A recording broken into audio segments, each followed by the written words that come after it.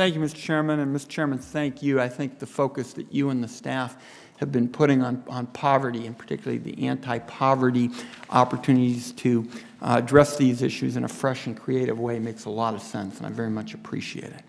Dr. Haskins, you've been doing yeoman work in this field for a long time, and really looking forward to being... I'm still so young. You are.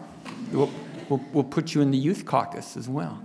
And I'm looking forward to pursuing the economic mobility issues with you as well in the days ahead, and I'll have a question on that in a moment.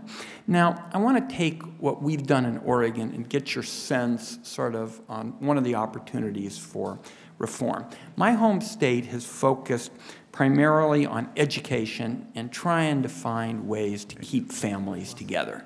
Those are our special kind of priorities. Now, this approach coincided with the recession, which hit my state particularly hard. Between December 2007 and December of 2009, nationwide caseloads went up 12%, but Oregon's went up 40%. Two-parent caseloads alone went up over 214%. So now we're looking at the prospect of $27.5 million in federal fines for not meeting the work participation rates. So the question I have, and your sense of a policy change, in an economy with fewer jobs than job seekers, wouldn't it make sense to give the states more credit for moving a public assistance recipient into a job rather than simply moving them off the rolls? Because it seems to me if we take that as kind of a fundamental proposition, we could look at a variety of new approaches, like perhaps give the states a waiver to start trying some demonstration projects in this area. What's your thinking on that point? Yes, I think it's a good idea. It's a reasonable thing to do. I'm worried about the way you actually measure it. It would give the states something new to report. What it's compared to is an issue, so there are a lot of issues about how to measure it, but I think basically it's a sound idea. As long as we did not lose the focus on work, a lot of people get jobs during a recession. What you say about the number of people looking for a job and the ratio to the number of jobs available was worse in this recession than any time since the Depression. So that's a consideration. It's harder to find a job, but people still find jobs even during a recession. So again, it's like the original TANF program, the balance between a reasonable policy and a policy that does put pressure on people to work. As long as that's maintained, then I think your idea is a good one. Well, it's that balance that I'm interested in. I think Senator Cardin has made a number of good points on this, and that's why the approach of trying particularly to let states that have been creative, and as you know, Oregon has been consistently in terms of human resources, to get a waiver to try some of these approaches, I think would be attractive. Let me ask you a little bit about the economic mobility issues. As you know, I'm going to be one of the co-chairs of the caucus, which is going to kick off here very shortly in partnership with Pew.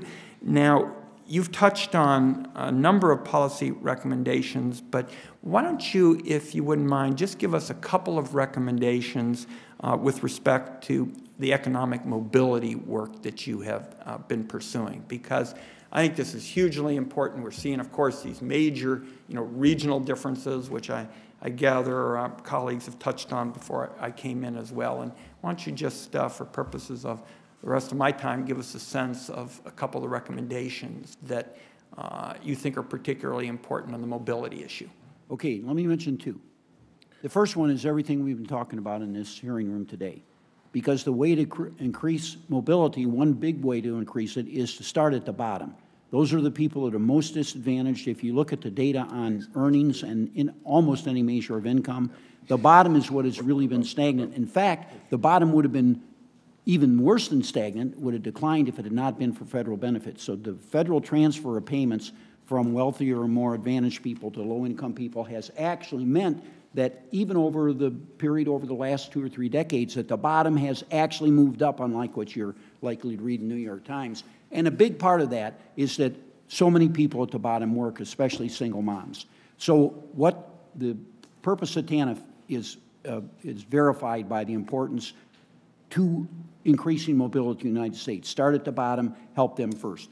The second thing is that I think we need to figure out a much better way to get kids into junior colleges and colleges.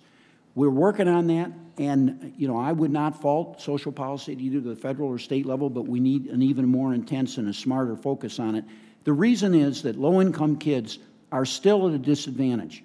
They're less likely to enroll either in 2- or 4-year colleges, and they're more likely to drop out, despite the fact that they're less likely to enroll. So the difference in achieving a 2-year or 4-year degree between kids from the bottom and kids from the top is enormous. And that's something we ought to focus on, especially because we have very good data from the University of Michigan, long-term data where we can compare the income of kids to their own parents.